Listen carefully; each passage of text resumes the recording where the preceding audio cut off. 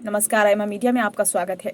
देश के सबसे बड़े सूबे उत्तर प्रदेश में मौजूदा वक्त में प्रमुख विपक्षी पार्टी की भूमिका निभाने वाली समाजवादी पार्टी में लोकसभा चुनाव के प्रत्याशियों के चयन को लेकर असमंजस की स्थिति बनी हुई है। लोकसभा चुनाव की घोषणा हो चुकी है और आज यानी गुरुवार 4 अप्रैल को प्रथम चरण के नामांकन की अंतिम तिथि है। हालत ये है कि सपा प्रमुख अखिलेश यादव बुधवार की शाम तक प्रत्याशियों के चयन को लेकर प्रत्याशियों की गुटबाजी को समाप्त करने में लगे हुए थे।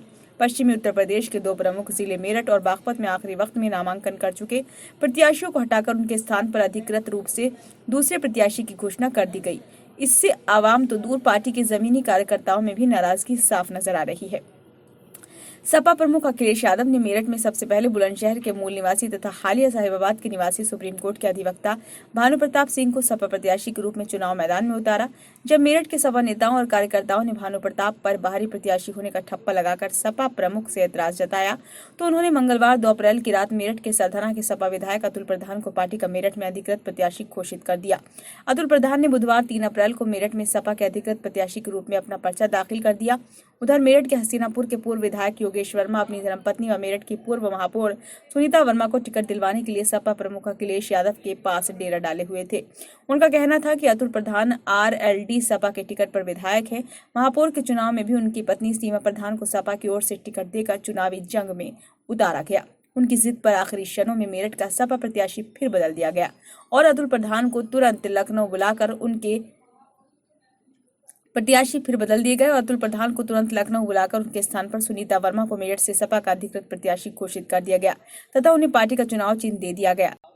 दरअसल योगेश वर्मा दलित समुदाय से हैं और सपा प्रमुख को डर था कि यदि योगेश वर्मा की धर्मपत्नी सुनीता वर्मा को टिकट नहीं दिया गया तो वे सपा से इस्तीफा दे सकती हैं और ऐसे में ओवैसी की पार्टी एमआईएम उन्हें टिकट देकर चुनाव लड़वा सकती है, क्योंकि उनकी पार्टी ने मेरठ से अभी तक अपना प्रत्याशी घोषित नहीं किया है।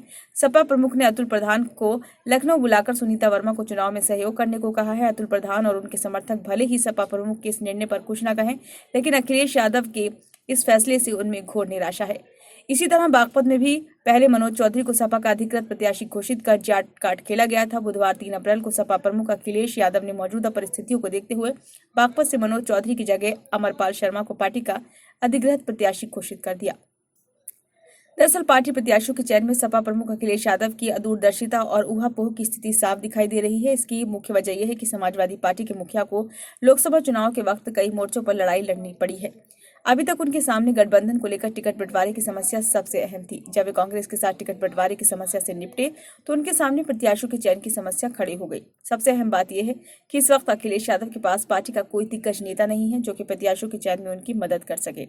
समाजवादी पार्टी के संस्थापक तथा सियासत के दिग्गज पहलवान मुलायम सिंह ने जब पार्टी का गठन किया तो उस वक्त उनके अनुज शिवपाल यादव उनके साथ कंधे से कंधा मिलाकर हर वक्त खड़े रहते थे। ये दोनों जमीनी नेता थे तथा साइकिल से मीलों सफर करके इन दोनों ने अपना खून पसीना बहाकर पार्टी का न केवल गठन किया था बल्कि यूपी में दशकों से राज कर रही कांग्रेस को धूल चटा दी थी। मुलायम सिंह ऐसे नेता थे जिन्होंने सूबे के दबंगों से लेकर बॉलीवुड के चमकते सितारों तक को अपनी पार्टी में शामिल किया था। इतना ही नहीं, यूपी के दिग्गज समाजवादी जनेश्वर मिश्रा, राम शरण दास आदि भी उनके प्रमुख सलाहकारों में थे। मुलायम सिंह के अनुज शिवपाल यादव के भी सभी पार्टियों के नेताओं से बेहतर संबंध थे। वक्त बदला और मुलायम सिंह ने यूपी में 2012 विधानसभा चुनाव में समाजवादी पार्टी की बहुमत से हुई जीत के बाद अपने पुत्र अखिलेश यादव को मुख्यमंत्री की गद्दी सौंप दी।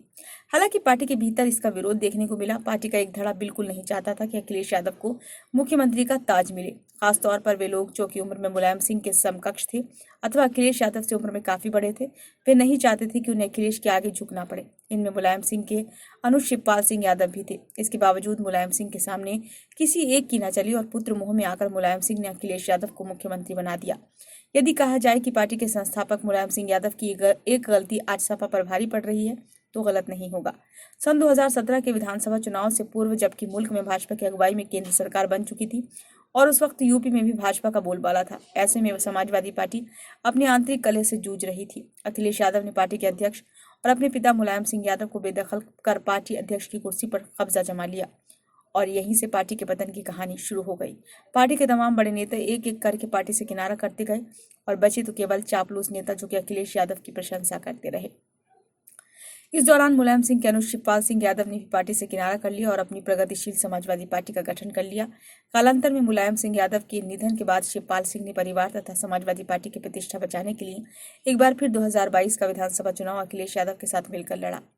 बाद में उन्होंने अपनी पार्टी का सपा में विलय कर दिया। इसके बावजूद अखिलेश यादव ने उन्हें सदैव हाशिए पर रखा। यही कारण है कि इस आम चुनाव में भी वे भले ही पार्टी प्रत्याशियों के चुनाव प्रचार में सक्रियता से भाग लें, लेकिन प्रत्याशियों के चयन में वे कोई दिलचस्पी नहीं दिखा रहे हैं। पार्टी के एक और दिग्गज मुलायम सिंह के चचेरे भाई प्रोफेसर रामगोपाल यादव भले ही अखिलेश के अधिक नजदीक हों, लेकिन यूपी के हर लोकसभा सीट के मजबूत प्रत्याशियों के बारे में वे भी ज्यादा जानकारी नहीं रखते हैं। इसलिए वे भी इस मामले में अखिलेश की कोई मदद नहीं कर पा रहे हैं। यही कारण है कि इस वक्त प्रत्याशियों के चयन को लेकर अखिलेश यादव कठिन दौर से गुजर रहे हैं। ये वीडियो आपको कैसा लगा? यदि अच्छा लगा हो तो लाइक करें तथा कमेंट बॉक्स में अपने सुझाव दें। यदि आपने इस चैनल को अब तक सब्सक्राइब नहीं किया है तो कृपया इसे सब्सक्राइब कर लें।